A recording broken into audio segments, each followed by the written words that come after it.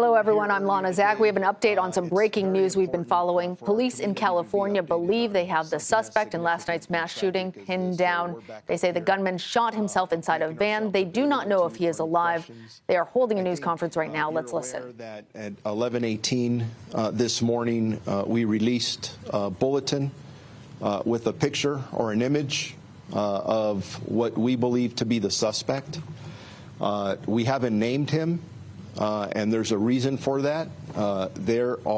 We have a lot of resources in the Sheriff's Department working with other agencies to make sure, again, that our priority, beyond taking care of the victims and survivors of this horrible incident, that we get this man off the streets. So I think that all of you have received this. I want to address also that there is a tactical incident that's occurring in the city of Torrance that is being covered. People have asked, is that your suspect? We don't know. As I said earlier today, we had a vehicle that was described as a white box van, I guess you'd say, a van of interest, and there's a van that looks just like what was described to us in the city of Torrance. It's a barricaded suspect situation. We are working with one of our partner agencies, the Torrance Police Department, to resolve that. We believe there is a person inside of that vehicle. We don't know their condition, but we're going to handle that in the safest manner that we possibly can. To try and identify that person. Could it be our suspect? Possibly. But at this point, if we're doing our jobs correctly, we're not only looking at that situation or scenario, but we're making sure that we're looking at any and every possibility. So I do encourage our community, if they have any leads, maybe they saw the picture of this individual, to come forward with any information that they believe may help us in this very critical and important investigation. That's going to be very important. I also want to talk about the victim-survivor side of this. In response to our mass shooting this morning, a victim resource center has been set up at the Langley Senior Citizens Center located at 400 West Emerson Avenue. And I want to make sure that the appropriate victims, families, friends take advantage of that resource. There are many people behind me. Some of them will speak, representatives from different agencies, and there's so many parts to this, right? The response, the medical side of it. But as we're looking for this suspect, we will not forget the victims and survivors. And it's important because you can just imagine the trauma that they've experienced, and it's our responsibility to wrap our arms around them. So representatives from the Los Angeles County Sheriff's Department, Federal Bureau of Investigation, and the District Attorney's Office, and the District Attorney, George Gascon, is standing here with us. The Red Cross, the Department of Health Victim Services are at the center to assist the victims, survivors, and their families. If anyone believes their relative may be a victim, please contact representatives at this Victims Resource Center that I'm talking about. And again, if you think that you have questions, you're upset, you haven't been able to locate a family member that you think's involved, please go out to this Victim Center and we will assist you. That's why we're there. At the center, we also have members from the Psychological Services Bureau, from the Los Angeles County Sheriff's Department. And as we go hour by hour, if we see any other needs, there are multiple agencies that have contacted us. Everybody wants to help, which is amazing in this time, because we need to depend on each other in difficult circumstances like this. So with that, I am going to turn it over to the next speaker, and I'll be here for questions at the end. Thank you. Thank you, Sheriff Luna, and I also want to congratulate and actually give credit to the first responders, as well as our sheriff team and the city of Monterey Park, the chief of police, the many deputies, and as well as the DA's office, Mr. Gascon, and also to our elected officials that are here with us this morning representing the city of Monterey Park. I am, as you know, very heartbroken to hear of the news of what occurred with the individuals that lost their lives. But I think now we have to look at the victims, the survivors, and as the sheriff said, this is what the county does best. Help provide assistance, mental health services, any kind of relief that is possibly and legally conceivable for us to provide. We are here to support all of the families in this community and help them in their healing. It's tragic what happened, but let's also think about the people who put their lives out there on stake every single day as well to protect us, our safety, well-being, and also our physicians, the ones that I can tell you of at LAC-USC that are right now treating at least 4 of the other victims there. I also want to say that they have also devoted their service to help providing protections for all of our residents in our community. The county's Office of Emergency Management has also been providing support and leveraging mental health resources at this very traumatic time, along with the city of Monterey Park, which, as you know and you can see, are very united and very resilient. Again, a heartfelt note to the families who lost their loved ones and to those that are recovering at this time. And with the help of the public, we can help to identify the individual that was behind this incident. Thank you.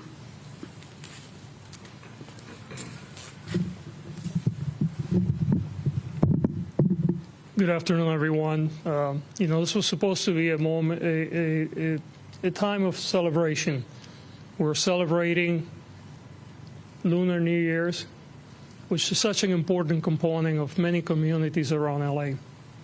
So the first thing that I want to do is I want to express my condolences not only to the victims' family, but the entire AIPI community. My office has multiple roles in this case. Number one, by state law, we ran a mass casualty response unit. And since very early this morning, we began to mobilize countywide resources in my office as well in order to provide services to the victim's family and to the community. And this is work that will not only, it began today, but quite frankly, will go on for months and possibly years. You know, the impact of trauma from this event goes on for a very long time. I want to thank the Sheriff Department, Sheriff Luna, and the Monterey Park Police Department for the incredible work they have done. We've had also our own law enforcement component has been here since very early on, working first with the Monterey Police Department, and we will continue to do that with the sheriff and other partners. Clearly, depending on whether an individual is arrested, we will talk about prosecution at a later date, and that is appropriate. I also want to thank the U.S. Justice Department, our U.S. Attorney, who is here today with us. Again, this is a joint effort, and depending on what the conditions are, the Bureau of Investigation is also part of this work. But what I want to make sure that we get across to our entire community is that we are a united community. When one of us is attacked, we're all here together. And regardless of what the motive was for this horrendous impact, for this horrendous event, we will continue to work together. We're here with Monterey Park, with the San Gabriel Valley, with our entire community. And we're not only here today, we will be here every day until the work is done. Thank you. I'd like to thank everybody for coming out right now, and I want to speak to the Monterey Park community directly. Our police department, our city continues to provide protective services throughout this incident. We work with our partners both on a county, a state, and a federal level and try to resolve the situation as best we can and take our suspect into custody. The sheriff talked about the Langley Center. That's where our victim assistance has been set up. I asked that the partners in the press give those victims' families a little bit of space over there so that they can get information. You can imagine when they woke up this morning after the Lunar New Year festivals from yesterday, and they may not have found their loved one next to them in the bed or at home, and how that's affecting everybody in this community right now. I want to ensure everybody that as we get more information, we'll put it out as much as we can. And the Monterey Park Police Department is here as your partner in the community to keep it safe. Any information that people may have related to the incident, they can call the police station. We will try to get information out as soon as we get it. I have a lot of uniformed police officers that are out on the street. Every single one of them is committed to the community. And if someone in the community has a question, has a concern, is scared, that officer's out there to make sure that they're okay. And all they have to do is reach out and ask the question. I'm going to open it up to any questions. Thank you. Sheriff, could I ask you to talk about, and again, we know that you're limited in what you can say for a number of reasons. You talked about the situation in Torrance right now, and you said that you don't, is the suspect in? You asked yourself rhetorically, and you said it's possible. Is it also possible that a person who's in there, whether it's the suspect or not, is no longer alive? Is that a possibility? Yes, it is a possibility. Sheriff, are you aware of anyone who's heard any gunshots that would make people think that was a possibility? I don't have that information here in front of me, but that's also possible. Yes. Sheriff, do you have a name because you released a picture, or are you withholding the name, and why is that? We are withholding the name at this time. And as I stated earlier, it is a priority to apprehend this person. And we have a lot of resources throughout this entire region. And we believe if we're putting his name out, that will inhibit our ability to potentially arrest the suspect if he's out there, or maybe flee. So please be patient with us. You've been patient thus far, and this is why we're going to keep our word that we're going to continuously update you, because the community, I understand, they're thirsty for information. And yes, we did put his picture out, and that's because from a public safety perspective, we want people to see who this is and then give us any information that they may have about his whereabouts so that we can safely take him into custody. It's very early, but do we know if this individual was working by himself and the motive of the situation? No, we don't. And we have to keep all those options open. Was he by himself? Were there other suspects? Our detectives are looking at every angle. And that's the important thing that good investigators do, right? They keep every option on the table until we know for sure what the motive was, who else was involved, and other than getting this suspect into custody and providing the best case to either the district attorney or the U.S. Attorney's Office, our job is to collect every shred of this awful puzzle that has been laid out by this suspect. So, work in progress. It's one of those options. Do you believe that this is a domestic violence situation, and that's what behind this motive? We've been asked that, and we're looking at every angle, whether it's domestic violence. The question was asked earlier about a hate crime. You have to leave the door open for any possibility until we understand who this suspect is, what his motives are, where he came from, what his intention was. At the end of the day, as a sheriff's department investigative unit, we are responsible for providing all the facts and evidence to our partners in the prosecutor's office so we can prosecute this individual to the full extent of the law.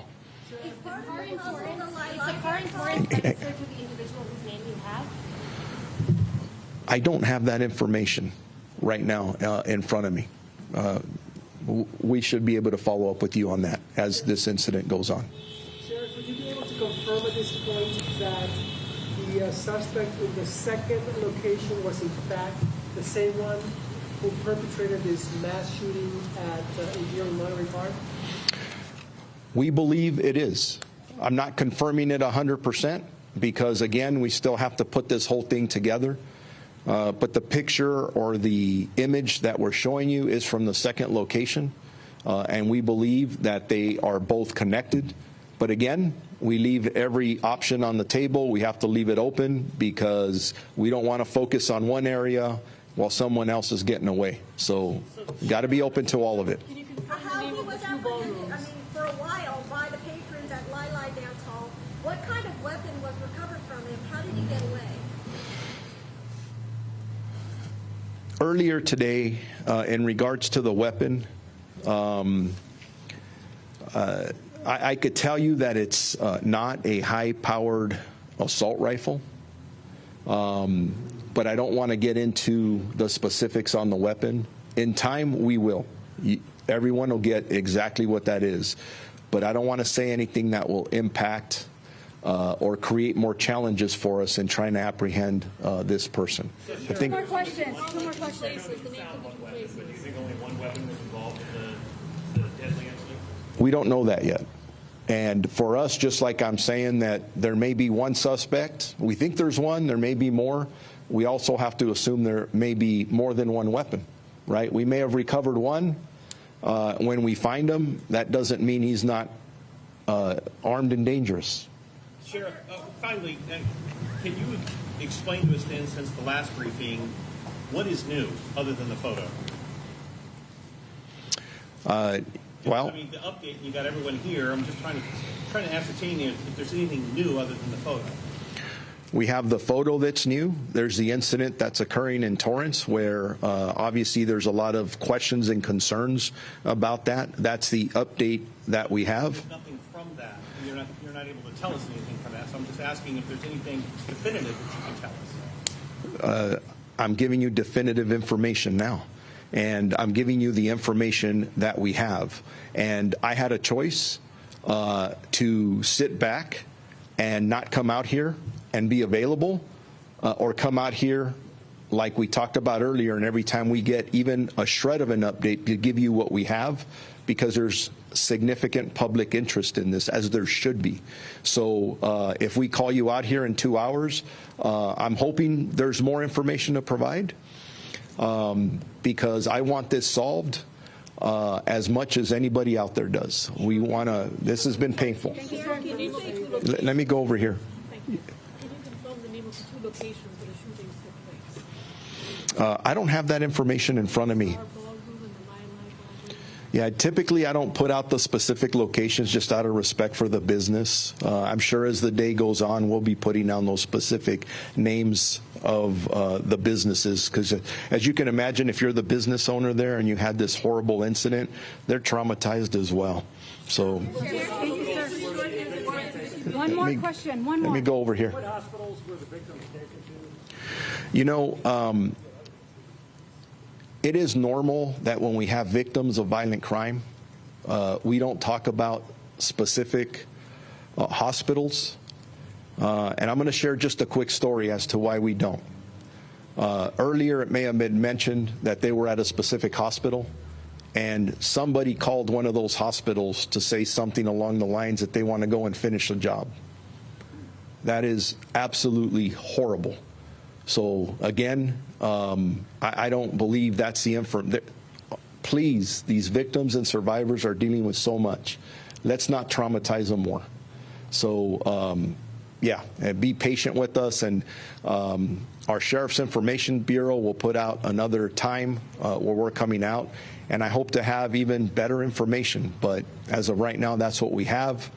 And again, thoughts and prayers to all the families involved in this. It's a horrible incident for our county. So thank you very much. Yes, over there. In Spanish. A lot of updates there as we've been watching. California authorities say that this is currently a barricaded suspect situation in Torrance, California. There are still many unknowns in the overnight shooting that left at least 10 people dead, including possible motive, the identity of the suspect, and the possibility of additional weapons, according to the sheriff.